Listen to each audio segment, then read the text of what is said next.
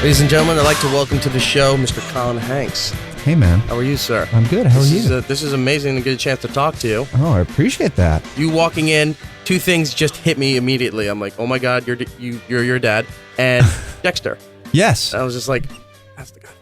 I'm the guy that wears really evil-looking makeup. Right. It was the makeup that made me scary, I promise. I think it was more the fact that it was the less you said, the more dangerous you seem. Ooh, I like that. That's going to be a good lesson. Because some of the other killers that they have each season usually tend to be quite vocal, telling their story and whatever, and you were not doing that. You were doing the reverse. You were saying less and less, and like that made you much more dangerous. Show, don't tell. Right. Yes. I appreciate that. Thank you very much. No problem. But that's not why you're here to talk about Dexter. No, but I can come in and say hello, whore, if you want. I can do that. And then you could kill me in some way. Some Dexter fans are very incessant that I say that to them, and it always makes me very uncomfortable. But I want to talk to you about a whole bunch of different things, but we'll start with Life in Pieces on CBS. Yeah. The show premieres on the 21st, and then it's Mondays at 8:30 on CBS. Yeah. The trailer that I just saw, the extended one, I think it's like 7 minutes or something like that. Now, watching the show, I'm sure a lot of people would think, oh, this seems kind of like Modern Family. But when you watch further, it's a more realistic, less campy feel to this style of shooting a show and portraying different stories in a family's life than Modern Family. You're not looking at the cameras. You're not going for the joke right away. You're letting things develop and seem like these are natural moments that would happen in a family. Well, yeah. I mean, the way I describe it is, Modern Family is a show that is seemingly a documentary. Right. That's the way that they tell that story, and they do it incredibly well. I mean, that show is hilarious. And for us, the way that we tell each episode of Life in Pieces is told in 4 short stories each week, and each short story focuses on a different family member in what I call an extended family or a multi-generational family. So there's the grandparents, there are the adult children, there are the children of the adult children, and it's basically this large extended family. And it's each short story is relatively quick, but when you see the 4 of them together, these 4 short stories, it paints this picture of this family. And so it's basically just the way that we tell our stories from week to week. And instead of taking 3 stories and spreading them out and incorporating them together, and maybe one story will only be 3 minutes long, but they tell it over the course of 22 minutes. Well, we just tell it in order. Just boom, here's one 4-minute story, here's a 5-minute story, and so on and so forth. And it's a really interesting way to do a comedy, to be quite honest, because you'd actually be surprised how much more comedy ground you can cover. There's a funeral birthday storyline, which I'll get to in a moment, but it shows everybody interacting. When the other stories are going on, is there like you were saying with Modern Family and stuff, are they always interacting with each other, or for a while is it like, no, they're living their life over here, the brother's over here, the parents are over here, like real life would be? There's always, it's very similar to that. Not interacting every day. Yeah, no, it's not interacting every day. There are certain stories in which it's just one sort of immediate family, and maybe there's one other family member that sort of comes in and does something. But there's always one of these stories that is the whole family together. Okay. So there is that, but it really is showing that sort of family dynamic of, in your immediate family, you're talking about just how crazy the rest of your family is. And then you see them with the rest of the family. Right. And how crazy are they, or saying that I'm not the crazy one. And then you realize, no, that everyone's the crazy one. To somebody else. Yeah, to somebody else, yeah. I was just wondering, because until I saw the birthday funeral storyline, I was just wondering, like, if they're all separate, like, let it go for a couple months, and then close to Thanksgiving, everyone gets together, and then it just gets way over the top with, you don't know what I went through the last 4 months, and you're piecing it all together. Well, that's actually one of the things that got me very excited about it, because once I realized the format of the show, I thought it was such an interesting way to do it. I've never seen a show like this before, so that was incredibly engaging, because it's something different. I'm always looking for something a little bit different. But it's incredibly fun as an actor to know that our show is establishing its universe, establishing its format. And as time gets on, we're going to be able to play with that convention and tweak it and do things differently. So that once people get used to the way we tell our stories, they'll notice when we do things differently. They'll notice, little changes and stuff like that. And so it's actually one of the most exciting shows I've ever done. After coming off of a show like Fargo that was incredibly different in the way that it presented its story, I'm really excited to be able to do, a network comedy. I never thought I'd do a network comedy. I really didn't. But there was just something about this story and the way that it was told that I thought to be really exciting. And then the cast that we ended up getting, I mean, it's like a dream. Everybody's so great and so funny. What was the commitment that they gave for episodes, and how many have been shot? We shot 7 episodes. We're about to start our 8th.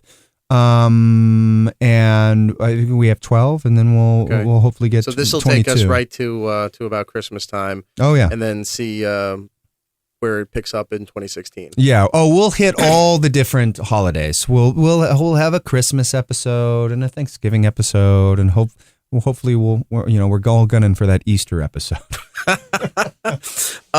It'd be great. Your father just walks out on the lawn, realizing there's a whole bunch of eggs that nobody bothered to pick up or forgot about, and they're all rotten. He steps in it like you would dog poo. No, I mean, here's the thing: is so much of the stories that we end up telling have all been pulled from our lives. I mean, there's a scene in the pilot that is pretty much exactly what happened to me.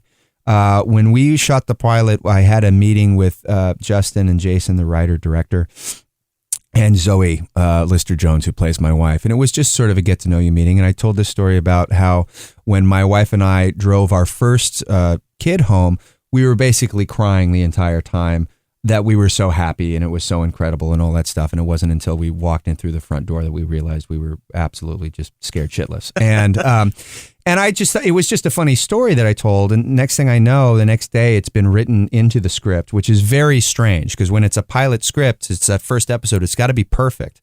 They don't really want to mess with it too much. It's been obsessed over for months. And so I go, okay, well, that's very kind of them. They're going to write that in. That's, they're obviously thinking they need to incorporate it somehow. We shoot it. I don't expect it to be in the pilot. They ended up cutting in a whole other sequence, a whole nother scene in our section, and just replaced it with that one scene. And then next thing I know, all of the cast is having those same meetings, and basically they're just culling stories. Because the format, the way it is, it's really handy because you can tell these sweet little stories or funny little anecdotes, and that's enough. Because you only got 4 or 5 minutes. It's like a short video. It's like when people say, "Oh yeah, you can watch 5-minute videos on YouTube." It's like that. I mean, it's the same amount, and then we piece them together, and it tells a greater story. So now we have this whole thing where I just want to put like a confessions box, and everyone's just got to put in embarrassing stories, embarrassing family stories. And I think it's much better if you don't reveal who it is, because I don't want any more of my stories coming out. Right. My wife said specifically, you can't tell any more stories. We don't want all of our dirty laundry. Well, you can if out. It's anonymous. But I can if it's anonymous. That is brilliant. Exactly. Also, in the first teaser, I'll say, which I thought was a little bit of a spoiler, but maybe not.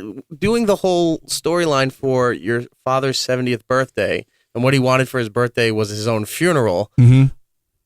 The way it was set up was like you guys were at the funeral, all your father was here and everything, and I figured they would just leave it there. So you're like, oh, James Brolin's only in what, 1-2 episodes? That sucks. I love that guy. And then all of a sudden he walks out like, he's like, are we supposed to applaud? Like he's Carson coming out from the the curtain there. Yeah. But the storyline alone, very funny, great concept. I just thought maybe they were putting out a little too much. No, when you're in the business of television, you want to make your first episode or your pilot episode as great as it can be. And it's important at all stages, because when you send out that script, you want people to like it. You want them to buy it. You want someone to put up money to make it. You want actors to like it, to sign on, and all that sort of stuff. And so it's really important that first episode really grab your attention and do something interesting. And that was just one of the many instances in which I thought they were doing something really different and really unique. And that got me interested in doing the show. And I feel like when that happens at that stage, when I'm reading it, hopefully that can translate once we populate it and act it out and do that. And it really just sort of a funny little thing, at that stage, and you don't know that they're all family members. Right. But then all of a sudden all these people are, there they are. They're all in the same scene together. And it's just a great little sort of situational comedy to be in. Like, what if you had your 70th birthday and you pretended it was your funeral? And apparently someone that Justin, the writer, was someone that he knows, apparently did that. I like how James is sitting off to the side in the chair like it's a roast. Yeah, well, exactly. And the guy's saying, he's like, don't look at me, but I'm addressing you and get the next guy. He sucks. I'm like, this is a roast. Yeah, no, exactly. The whole concept behind it is, wouldn't it be nice to be able to hear all of the things that all the nice things that someone would say to you at a funeral? But if you're at the funeral, it's kind of hard to say things. Right. People are just going to end up roasting you. And right. That's kind of what happens. It's so weird that people have that obsession. I think everyone has at one point thought, if I die, I'd like to just be able to, before I transcend to wherever, just be at my funeral before I go, just to see what everyone says about me. I just hope it's a big party and they go, awesome. Thanks, buddy. I just hope they don't sell my stuff. Yeah, exactly. It took me years to collect all of that. Are you a collector of anything? Yeah, vinyl.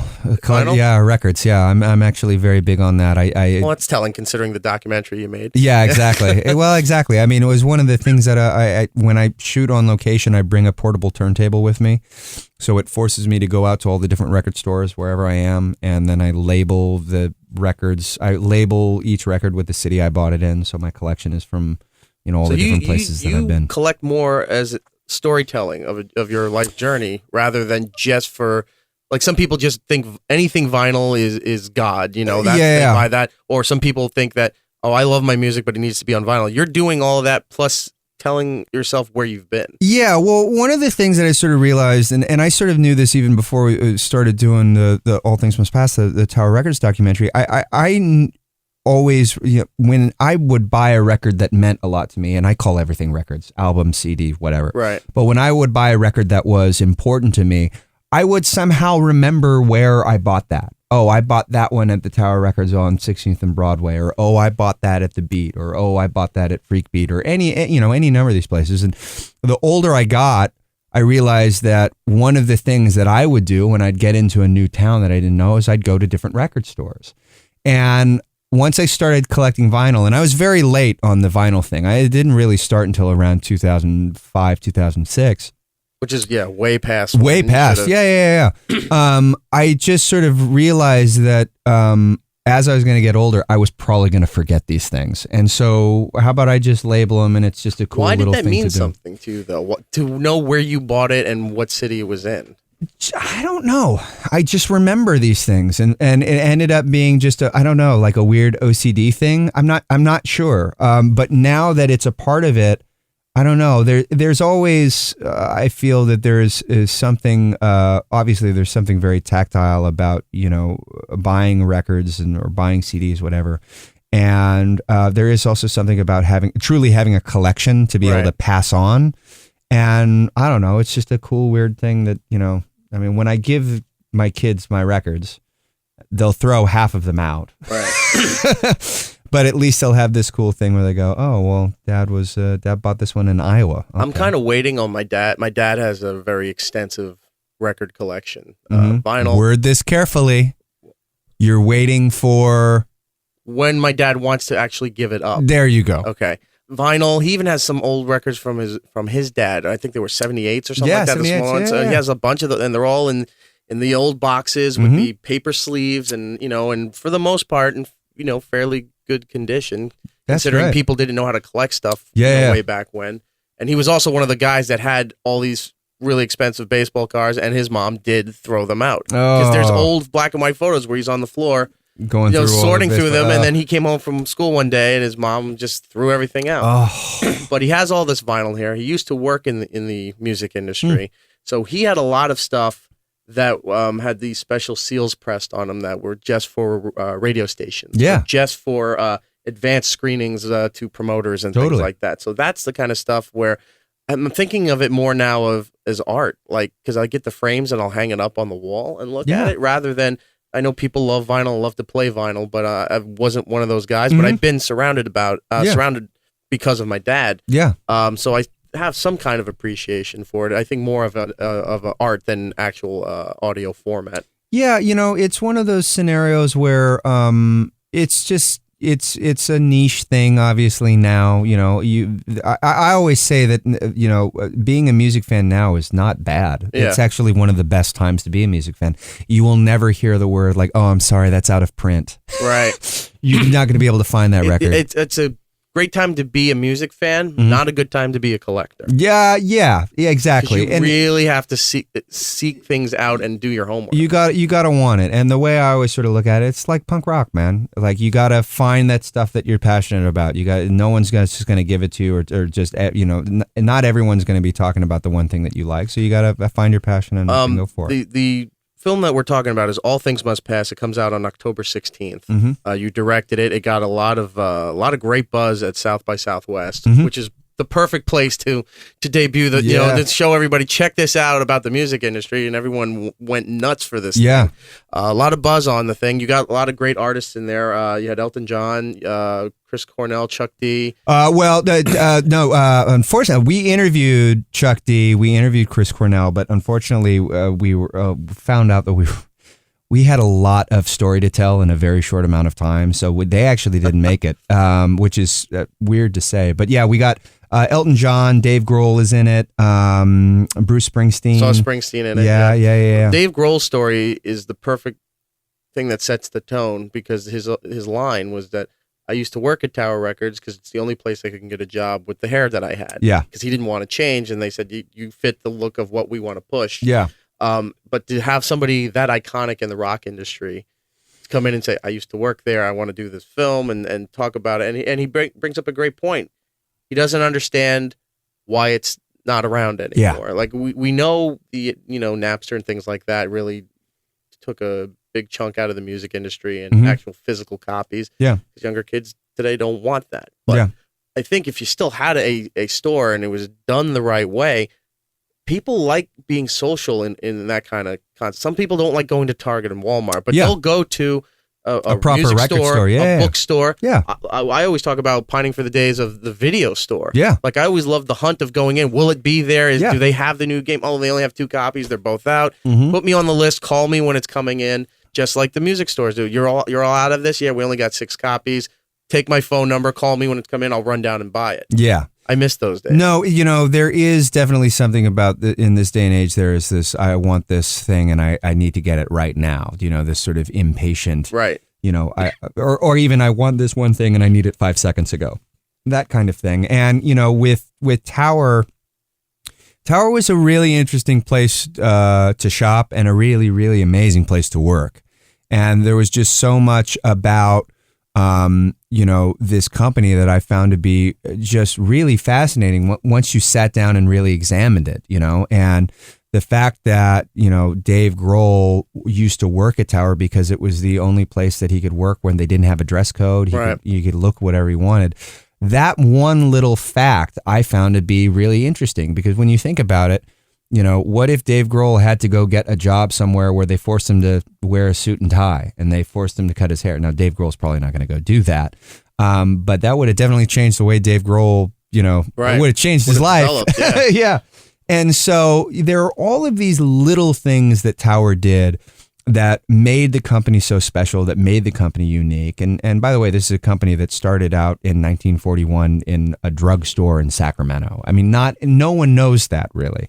They don't think of the big ones like in LA or New York. Yeah, exactly. And so there were all of these little things that Tower did that was special. There's all these historical things that I found really fascinating. There's an incredible group of people that worked there for 20, 30, 40 years. That an artist all used have to great just show stories. up.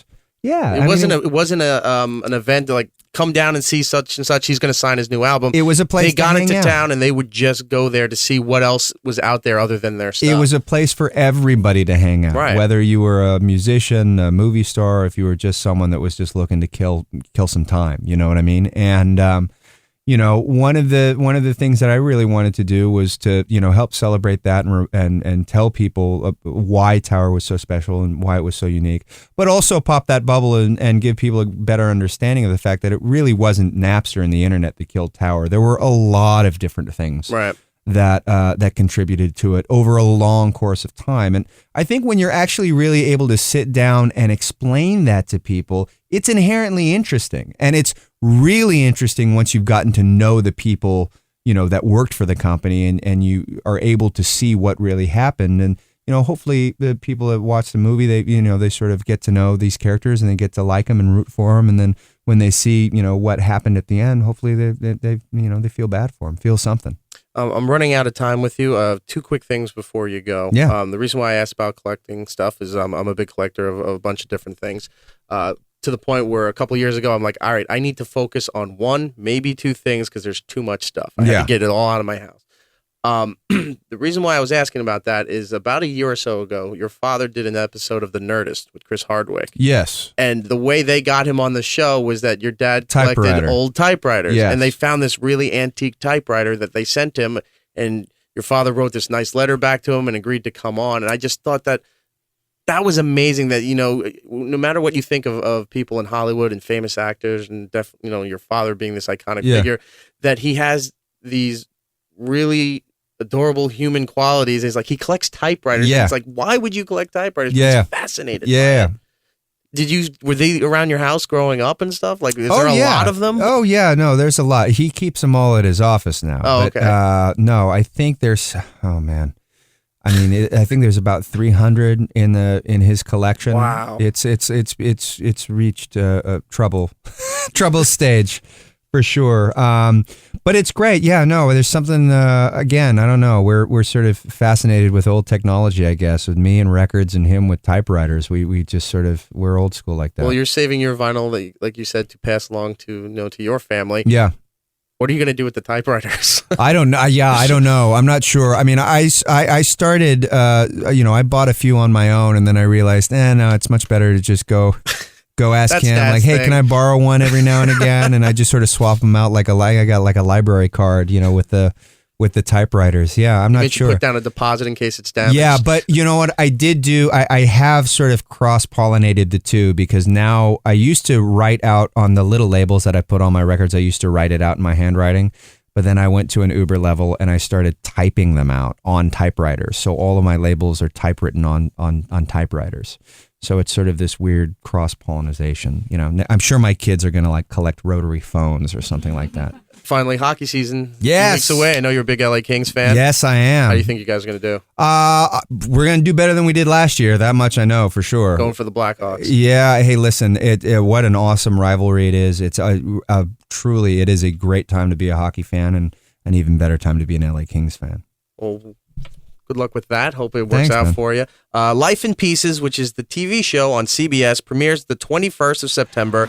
And then it's Monday nights, 8:30 p.m. on CBS. And then on October 16th, All Things Must Pass, the Tower Records documentary directed by Colin Hanks here. Thank you so much for your time, man. When you come back, I'd love to talk more about your collections and everything else that you got going on here. Anything you want to talk about, man. I would love it. Appreciate it. Sounds good.